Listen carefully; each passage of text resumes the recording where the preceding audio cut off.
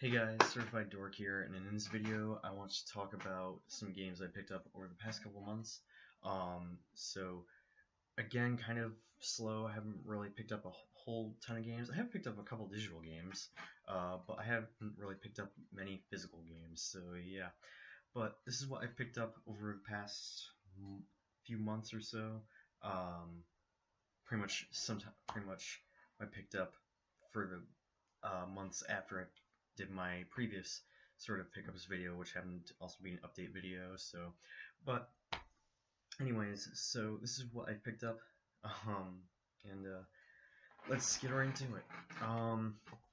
First up, I picked up the Metal Gear Solid 5 Ground Zeroes and Metal Gear Solid 5 Phantom Pain. If you watched my PS4 collection video, you might have already seen these. But yeah, so Ground Zeroes. This I picked up for $8. Same for this. I saw both these for $8 at local game store.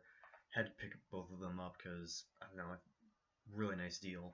But anyways, so Ground Zeroes. This was the game that is kind of infamous for being a overpriced demo.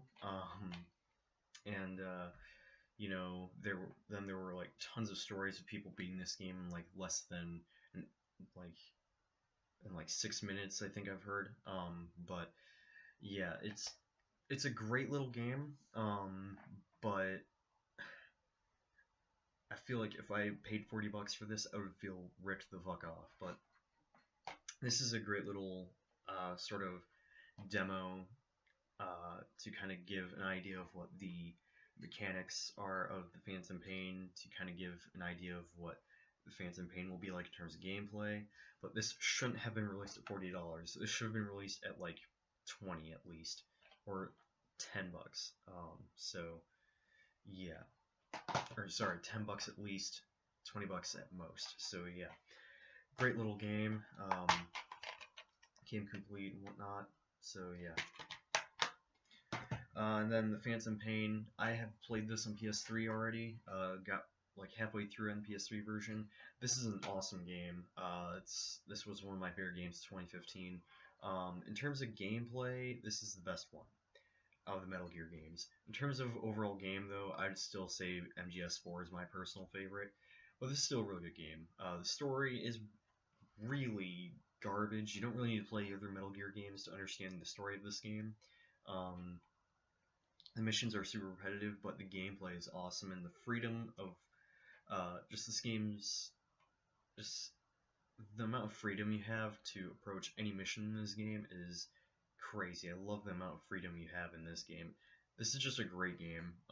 If you like the Metal Gear games, and pretty much if you like the story of Metal Gear, you will be disappointed by this because the story in this game is garbage, but otherwise this is still a really good game. There are some great boss battles in this,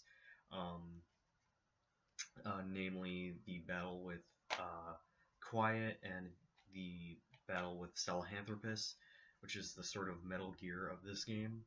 And there are some fantastic story moments, like some of the opening sequence and whatnot. This is a great game. Just terrible story and repetitive missions. So yeah, let me just take a drink of water real quick.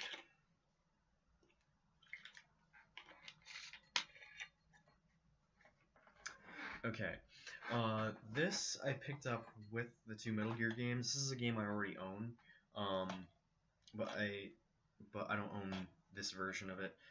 This is Kingdom Hearts 1. I already own this game, but I had a greatest hits copy and I wanted a black label copy, so, and plus shiny covers are my weakness, I'm not gonna lie. It just makes the game look more appealing to me. Anyways, so yeah, shiny cover and all, came complete with the full color manual and everything, so this is a very dated version of the game.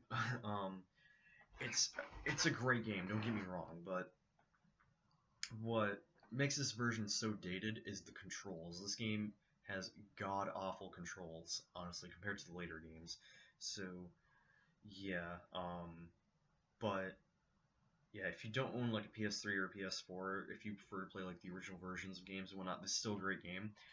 But I'm telling you, if you care about controls and whatnot in games, you should just stick with the PS3 or PS4 versions off the 1.5 collection. So this is a great game, but this version did, in terms of controls, did not hold up or anything. The controls in this version are garbage. So yeah. And by the way, for those of you who watched that Kingdom Hearts 3 trailer that came out as of recording this video yesterday, oh my god, that trailer looked so good. I mean, the announcement of Winnie the Pooh and just some of the new story stuff and that new world that looks like the box art from Kingdom Hearts 2 Final Mix. I don't know. There was so much incredible shit in that trailer. So yeah. Next up is a controversial RPG, Final Fantasy 15. I did pick this up recently, or not recently. I picked this up a few months ago. I have finished this game. I can see the criticism towards this game, especially recently when they just recently announced that 3 of the DLCs that were coming to this game got completely canned. Those DLCs being what were they?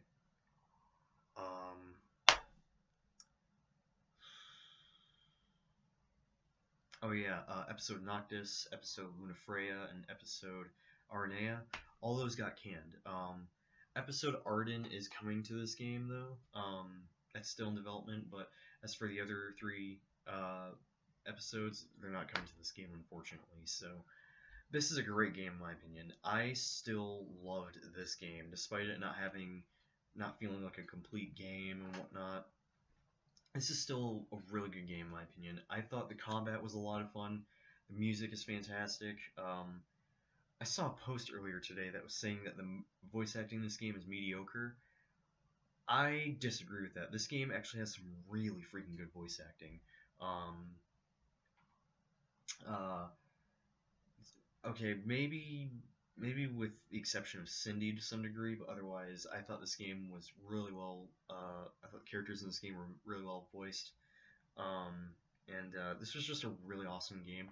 The battle with Leviathan in this game is easily the best boss fight I've ever seen, or one of the best boss fights I've ever played against or fought in any, not just any RPG, but any game in general. This game just had one of the best boss fights I've ever seen in a video game. But yeah, this game was awesome. Admittedly, like I am wanting to platinum this, but what keeps me from going back to platinum this game is the survival skill. Trying to level that up is so tedious and boring. So yeah, but this is a great game in my opinion. I bought this brand new sealed, and yeah, it's not the Royal Edition, but this was like 16. Well, I got this for 16.95. I could not complain. So yeah. But this is a great game. I can see the criticisms towards it. I would still recommend this despite some of the shit this game gets. But I can understand the criticisms toward it. So yeah. Okay. Next up, I did an unboxing for this game. Ni no Kuni 2. This is the premium edition for the game. Oh my goodness. As I mentioned in that unboxing video, of course, Best Buy had apparently thought it was a good idea to ship this in a bubble envelope. I'm still peeved about that, but yeah, I did do an unboxing of this. If you want to see that, I'll leave a link in the description below. But yeah, anyways, so Ni no Kuni 2. I'm a huge fan of the first game. I absolutely loved the first game on PS3, and this game is kind of disappointing. It's not a bad game by any means. It's actually a good game, but it's far from as good as the previous game. For one thing, the characters aren't really that interesting. The story is kind of boring. Um, there's little to no character development. There were literally 2 characters two characters in this game that had more character development than any other characters in the game, or any of the main characters. So, but yeah, other than that, I mean, the music is really good. Graphically, it's a stunning looking game. Um, Combat is fun, but a little repetitive and quite easy to be honest. Whereas the previous game, I've gotten so many deaths in the previous game. Um, and oh, I will also say this: the kingdom building aspect of this game is fucking fun as hell. Like I didn't like it. It's for those who played like those city building games. It's kind of like that, but man, like I mean, I've not really been into those types of games, but man, the kingdom building aspect of this game is so addictive. Like what I just love about it is this kind of also goes into a negative. You can have people join your kingdom, and then you can build like different facilities, and you can have those people. Uh, you can have like certain people go to facilities that they're more suited for, um, and then you can some of those facilities act like shops and whatnot. Um, like some will be like item shops, or there will be like there's an item shop. You can build a weapon shop, a armor shop, and that's where you can also upgrade and improve your weapons. There's also the spell shop where you can get new spells and upgrade your spells. There's also a a there's also like facilities that will also get you new materials to use to upgrade weapons and I think craft new weapons. Um, there's also something I forget the name of it, but it's a facility where you can craft new higgledies, which is this game's kind of uh, replacement of the familiars. I like the familiars a bit more over the higgledies. I don't think the higgledies are as interesting. Um, but yeah, um, the higgledies just they help you out in combat, in the battles, and sometimes they'll group up and go up to them, press square button, or sorry, press the X button, um, and they'll do like special attack. Um, and yeah, so and then yeah, there's a facility where you can craft new higgledies and whatnot. So there are many different types of higgledies you can get. But yeah, but the kingdom building aspect of this game is super addictive. So, but yeah, also Lofty. I don't know. My favorite character in the first game was Drippy. Lofty is nowhere near as cool as Drippy. I'm sorry. um, but yeah, this is a good game, and I would recommend it if you've never played the first game. I mean, you don't really need to play the first game to play this. I'd recommend the first game over this actually. Um, but I don't know. I would recommend playing this. But just keep in mind the story isn't that interesting. The characters aren't really that likable. Um, and yeah, and the story kind of feels like something that I don't know kids would enjoy. So, um, and it's funny made this game out to be more dark. Hence why it's got a T rating, I guess you could say. But I don't know. I don't know. It's a great game. It's a good game, but nowhere near as good as the first game. So yeah. Also, I encountered a weird glitch with this game. I've only seen one other person come across this glitch. I was in the middle of a battle, and all of a sudden, like out of nowhere, I don't know what I did, but out of nowhere, everything, the screen, went gray. You could still see the HUD and everything, but the screen went gray. I don't know how, but I managed to complete that. I managed to finish that battle and get back to the to exploring the world. However, after that battle, the audio completely cut out, and it wasn't just from the game itself. The audio cut out uh, off from my PS4 entirely until I closed the game. I have no idea how the fuck that happened, but I've only seen one other person come across a glitch like that, That was actually on the Steam version, so it's not just a PS4 issue, it's also on the Steam version, so yeah, and apparently this game will still get supported because there is a DLC expansion, or there's an expansion coming out in the winter, so even though here in Michigan it feels like we're already in winter because it's already snowed, but regardless, there is an expansion coming out for this game, so I imagine they might release some more patches for this game, I don't know, but good game, just not as good as I was hoping it would be. So, now the game I've been playing a fuck ton as of lately. I did an unboxing and an impressions video of this game, Soul Calibur 6. I won't really repeat what I said in my impressions video, as you can tell I also got the deluxe edition. But in short, best fighting game I've played in years. I haven't really played a fighting game since actually Street Fighter Cross Tekken on the Vita. Which I did play a little bit, and I really enjoyed that, but in terms of like a fighting game I played a fuck ton of, the last fighting game I played a hell of a lot was Mortal Kombat on the 360. Which, by the way, Microsoft, you need to see about getting that game, making that game backwards compatible with the Xbox One. I'm just saying. If that happened, then I'd have another reason to play that game again, but even though I plan on picking it up on PS3. But anyways, like I said, this is the best fighting game I've played in years. However, I can't see the criticisms towards this game, but otherwise, I still love this game. Gameplay, it's just typical standard fare with Soul Calibur. The combat is just a blast. It's super fun and fast and fluid.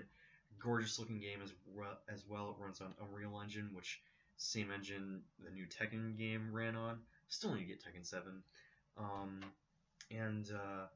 Yeah, music as usual is freaking incredible.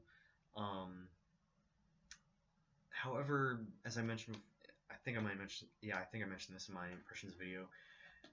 This game is very bare bones. It doesn't have as many modes as like some of the previous ones, but otherwise, this is a great game in my opinion. I'm really enjoying it so far. I've mainly just been playing a fuck ton of the online mode, especially now since I have renewed my PS Plus. I now have a full year of it, but I'm really enjoying this game. It is amazing. I'm currently just working my way through the Libra of Souls mode, but mainly just been playing the online because while the online does need some improvement, I do think this game is so good. I got this at launch, and I've just been having a blast since then. So yeah. Now I did also buy something that is kind of relates to that. It relates to fighting games in general. I bought this. This is the Hori Fighting Stick Mini 4 for PlayStation 4 and PlayStation 3. Already opened this up and messed around with it. And I was going to do an unboxing video when I got it, but didn't get a chance to, so I'm going to do one right now. So, anyways, like I said, I have messed around with this already, and so far, oh, by the way, I forgot to mention, this also does work with PC. However, not every game will work right away with it.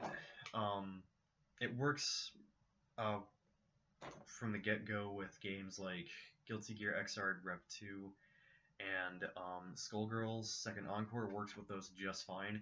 However, to get to work with Dragon Ball FighterZ, you have to, for example, you have to install, I forget the name of the program, and this does come with a manual, but it's not really required for arcade stick, I guess.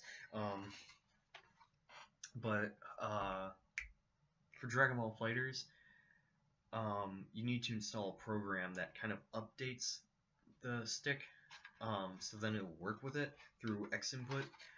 I don't know, it's weird, but yeah, so I should also mention this is actually my very first arcade stick. I've never gotten one for any other platforms or anything. I've not gotten one for PS3, I've not gotten one for PS2, Xbox 360 or anything, but the reason why I bought this is because I want to try playing fighting games with an arcade stick, because I remember I didn't grow up in the era of arcades or anything. I just wish arcades were still around, because I still think they're like one of the coolest fucking things ever.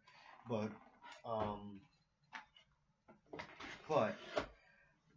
the reason why I bought this was because I wanted to try playing a home console fighting game with an arcade stick. And one thing I can't stress enough: if you're buying an arcade stick for the first time, you're buying it just to see if you prefer it. It's not going to make you better at fighting games by any means. Being good at a fighting game, that's completely on you. You have to sort of improve your skill on it. So yeah, I'm still just... I can win matches in Soul Calibur 6, but I'm no Soul Calibur pro, so yeah. But yeah, so here's the stick itself. Here's the nice and clicky stick, and then the buttons, and then here's the PlayStation button, options and share button. I know you can't read it, but just bear with me here. And then there's a switch right here. There we go. Switch right here. This is for PS. Right here. Switch it to the right, or no, left. Sorry. Switch it to the left. Then it'll be set to PS4. Switch it to the right, then it'll be set to PS3. So yeah, because like I said, it does work with PS3 and PS4. And the cable is like what did it say in the box? 8.2 feet or 2.5 meters. So yeah, but I went with this one because one, this is for an arcade stick. It's really cheap. It goes for 50. I think when this came out though, I think I heard it ran for 40. But yeah, I actually got this off eBay for like around 43 bucks because I had a discount code. I think. But yeah, that's why I got this. And honestly, after playing Soul Calibur 6 a fuck ton with this, and I've also been playing a couple other games a little bit. Like the other day I was playing some Guilty Gear Xrd Rep 2 with this. Honestly, after playing some fighting games with this, I've just been having an absolute blast playing fighting games with this. I absolutely love this thing. I do plan on getting a much more higher end arcade stick like the Hori Real Arcade Pro. Yeah, so far I really like it. I've just been having a blast playing fighting games with this. I can still play fighting games with a controller, but I don't know. Ever since I've been playing Soul Calibur, or ever since I started playing Soul Calibur 6 with this, I've just been having a blast playing this, or playing fighting games with an arcade stick. So yeah, of course I will also say this. It did take some getting used to at first, because I mean, like I said, I just been playing fighting games with this. So with a normal DualShock 4. But with this, kind of different layout. So yeah. But yeah, I am gonna see about getting a much better arcade stick. But this was just one to just see if I prefer playing fighting games with an arcade stick. I just wanted to see how it feels, and what I personally thought about, or what I personally felt about it. So yeah, I just went with this one since it was really cheap. Compared to all the other ones that are out there that are really stupidly expensive. But yeah, that's why I went with this one. I might also try like other brands of arcade sticks, like if I can. Like to try out the Mad Catz one and the Razer one, the Razer Panthera. Yeah, for my first arcade stick, I've just been having an absolute blast. I can't honestly. Every time I play Soul Calibur 6, I just use the arcade stick. So yeah. Another sort of accessory that I bought recently. I bought these because these were stupid cheap. These were like $2.49, but these are analog stick caps meant for PlayStation 4. So this one goes on the left analog stick. And then these two. This one is domed. This one is concaved. There we go. And then, like I said, this one is domed. But what these are supposed to do is, in certain games, these are supposed to improve your aiming, specifically in FPSs. So like this is meant for like games like Black Ops or any Call of Duties, Battlefield, Destiny, you name it. So that's why I bought. Yeah, I just bought these because these were piss cheap, and honestly, these are actually pretty effective. I have started to notice a bit of a difference with my aiming with these. So yeah, because it kind of, here, let me just show you. Just you put the cap on like that, and it kind of extends the analog stick to kind of give you more precision.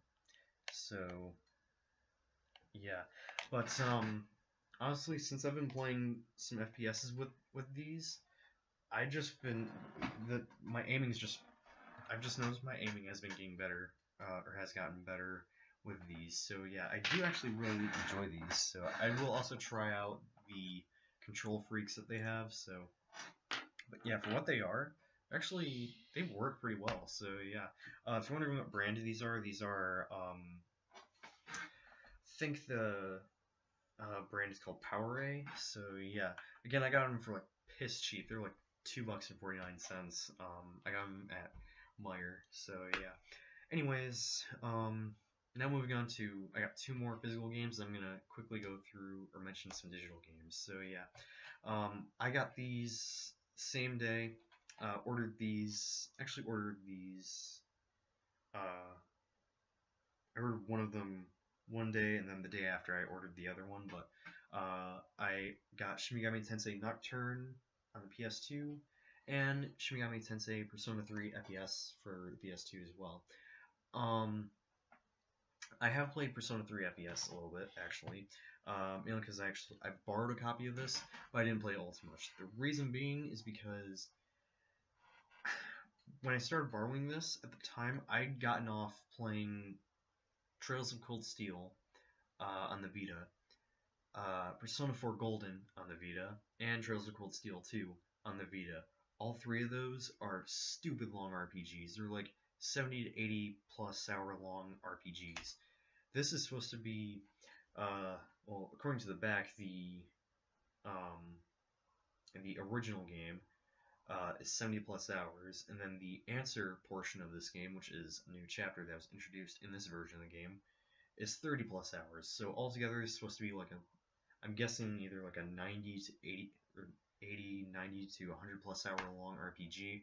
I was just burnt out on long RPGs and turn-based RPGs. I needed a break, so yeah, that's why I didn't play this one all too much. And also, the lack of a direct commands option is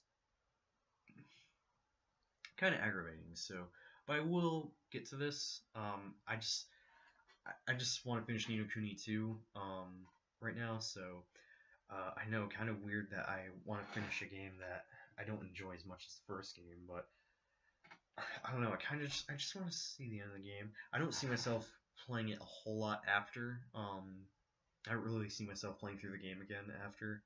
Um, but yeah, so but yeah, I have played a little bit of this. From what I played of it, story's awesome, and the concept is fucking metal. Plus, I love the idea and how, in order to summon your personas, you take a gun to the head. So yeah, you have to shoot yourself in the head in this game to summon your persona. I thought that's just badass in my opinion. So, but yeah, I haven't played this one all too much, but I definitely will get around to it after I finish Ni no Kuni 2. I'll either start this, or I might actually start this one next after I finish Ni no Kuni 2, because well, Shin Megami Tensei Nocturne is apparently supposed to be balls hard. I'm guessing this game is supposed to be relatively shorter. So, but I could be wrong. This game could end up being a stupid long RPG as well. So, I don't know. I'm gonna have to check the site I usually use. I use howlongtobeat.com to kind of get an idea of how long a game is before I start playing it. And I could be wrong. I think last time I checked, this is like 50 plus hours, but I could be wrong. So, but yeah, I'm definitely gonna start playing this at some point. This was one that I really wanted to play because I love the art style. Plus, Dante from Devil May Cry is in this game. So, but yeah. So, and both of these are complete, by the way. I actually got these brand new sealed. So yeah. So also, I've not seen a PS2 game look like this before. I don't think I can get a good angle on this, but but I don't know. The inside of the PS of this case looks different. So yeah. Yeah. This came complete. Like I said, I got it brand new sealed. Um, and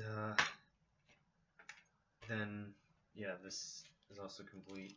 So the manual is in black and white though, which also one thing I thought was interesting is the disc for this game says disc 1 above the PlayStation symbol. So it makes me wonder, was there like another print of this that came with another disc? I don't know. If someone could answer that question for me, that'd be great. So, but yeah, Shin Megami Tensei Nocturne. I am really want to try this out at some point. Like I said, I'm busy finishing Ni no Kuni 2 right now. So yeah, which I'm about. Let's see, I'm about 28 hours in. I just got to the dungeon in Broadleaf. So yeah. Okay, so digital games. Devil May Cry 4 Special Edition was one that I picked up. Or that I got digitally. I'd like to get a physical copy of it, but I saw it for a really good deal. I couldn't pass it up. This is the best version of Devil May Cry 4. I did play the PS3 version. I really enjoyed that version, but Devil May Cry 4 on PS4 and Xbox One. It's also on Xbox One and PC. Devil May Cry 4 Special Edition is incredible. I mean, you're talking locked 60 FPS, 1080p, has turbo mode, which is, if you're gonna play Devil May Cry game, turbo mode is a must. Uh, it also has 3 new playable characters. There's Virgil, um, uh, Trish, and Lady. All characters are really fun to play as in their own right. And that being said, there's like 2 new stories in the game. One that involves just Virgil, and then the other one involves Lady and Trish. So,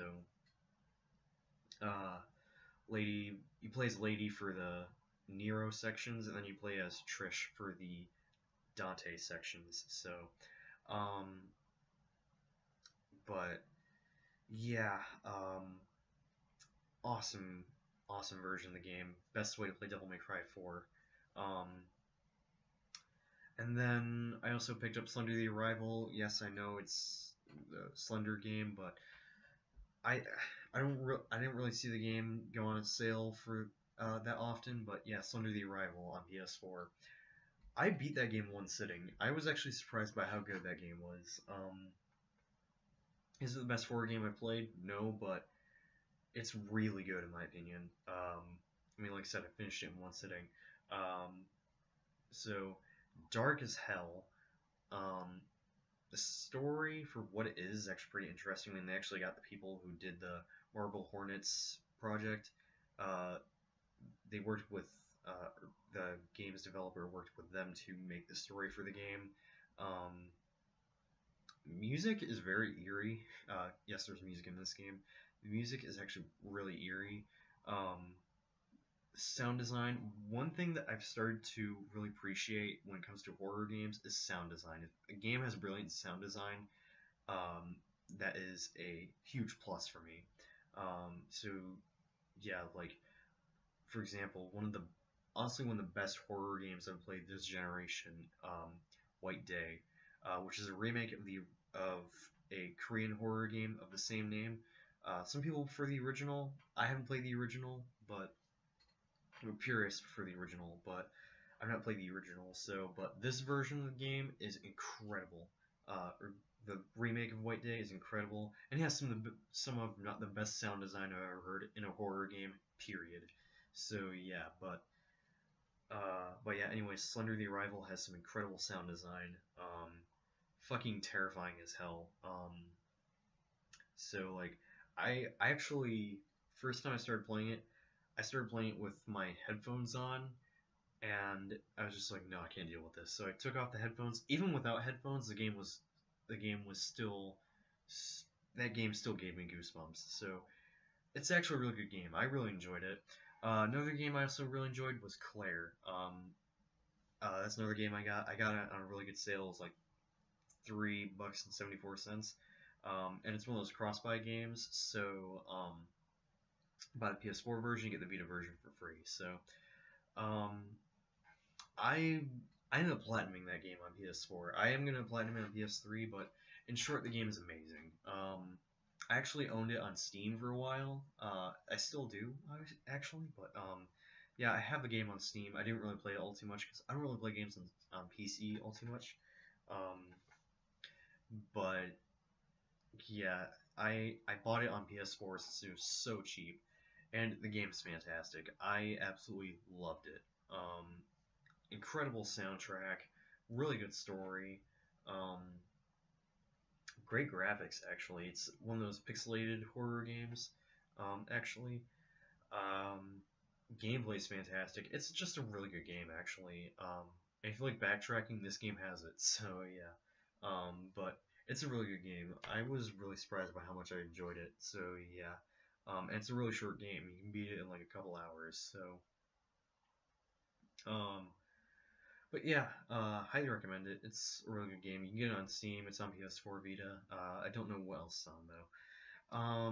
What else did I get? I know there was another game I got recently.